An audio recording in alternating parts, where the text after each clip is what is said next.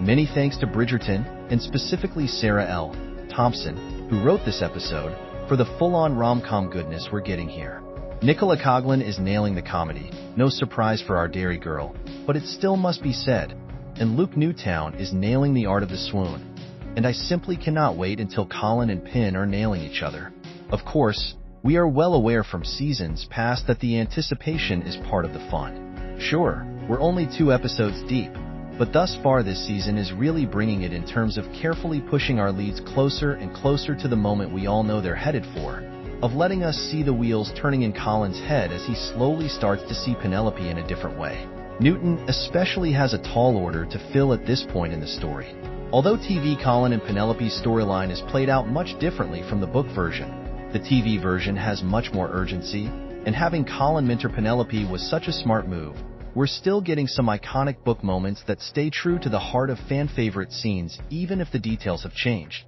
We get 2 such scenes in this episode. 2 scenes in romancing Mr. Bridgerton are at least partially told from Colin's perspective, delivering some important character interiority that just isn't possible in the same way on screen. These 2 scenes, the cut hand and the kiss, are wildly important beats in Colin's arc and his realization that maybe he's never taken the time to see Penelope for who she really is. We obviously can't read his rapid-fire thoughts about some surprising feelings bubbling up, nor is he ready to talk about those feelings with anyone. This is all face, baby, and Luke Newtown delivers. We know exactly what he's thinking without it being over the top. I knew Coughlan was born for this part, but Newton is no slouch either. Should we get into the nitty-gritty of it all? Let's promenade. People. Colin Bridgerton's charm school kicks off immediately. No, seriously. When Colin and Penelope purposefully cross paths while promenading, Pin asks if they'll start with some charm-based reading materials, so Penelope. But Colin says, oh, no, they're diving in head first, so Colin. She's got a fan. She has eyelashes to flutter, and she's going to flirt with a group of eligible bachelors right now. Wow, wow, wow. Babes, it is such a disaster. Coughlan is so funny here, floundering in spectacular fashion. When they meet a second time, Penelope is sure Colin's going to call the whole thing off. She's a lost cause, she says. But Colin doesn't think that's true at all. He just wanted to see what he was working with before he got deeper into these lessons. He knows she can be charming because he's seen it. The very first time they met, when her yellow bonnet flew into his face and knocked him off his horse into a puddle of mud. We don't get to see it, but what a meet-cute. She was endlessly charming as she teased him.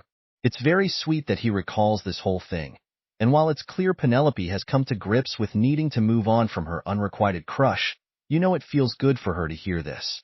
Colin retains a vivid memory from when they first met years ago, and my dude is skipping out on his regular threesome to meet up with her? He may not be able to admit it yet, but come on, this guy already has it bad. He thinks Penelope's problem is that she is worried too much about what others think. That's really rich coming from a man who can literally do whatever and act however he wants with little to no consequences. But sure, Pin will work on that. He has an idea. He wants Penelope to practice some flirting in an atmosphere where she's already comfortable in order to get her out of her head. That place happens to be the Bridgerton house drawing room. Netflix released this scene of Penelope's practice flirt with Colin getting way too real early on during its marketing for the new season. And it was at that moment I knew we had nothing to worry about in regards to this season. These 2 ooze chemistry even when, especially when, not saying a single word. And now, in context, this scene really hits. Before they can be too embarrassed about it, they hear Eloise coming home early from the modiste. Colin may not have any idea why Pin and his sister had a falling out, but he certainly doesn't want to upset either of them, so he has Penelope hide in the study until the coast is clear. Once there, Penelope promptly comes across Colin's journal from his travels, and she is a human being, so she reads it. It's quite sensual. This kid may have a future in writing romance novels. Tell me more about Starlight on Skin. Number 3. Talk to me about your sad boy musings about being intimate and distant at the same time. By the time Colin walks in, aghast that she would read his writings, Penelope is flustered. She is breathless. The 2 argue about the breach of privacy. There is some commotion, and Colin winds up cutting his hand on some glass from a candle holder. Has Colin ever been more vulnerable in front of Penelope than in this moment? She is tending to his hand. They are crouched down, eye to eye, and he knows she's read his very personal writing. When she, barely making eye contact, tells him how good it is, he's taken aback. Nothing gets an aspiring writer more hot and bothered than when someone compliments their work. I told you this season is for the writers.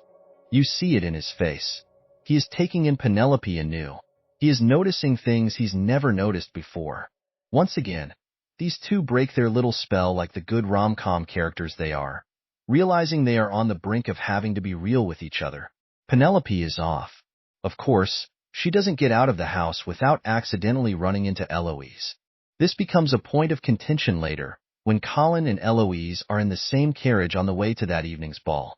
Colin's still trying to put the pieces together to figure out why these two aren't friends anymore. He's especially confused when Eloise purports not to want to speak to her, but also wants to know if she's doing okay. Colin tells her that Pin is just fine, that she wants to find a husband this season, and that he's helping her do just that. Eloise reminds him how damaging that could be to the two of them if that info got out, which, you're right, is definitely foreshadowing for what is to come. It's a shame because up until that point, the evening is going so well. And I mean that both for Penelope's flirting skills, but also for Colin and Pin's deepening relationship.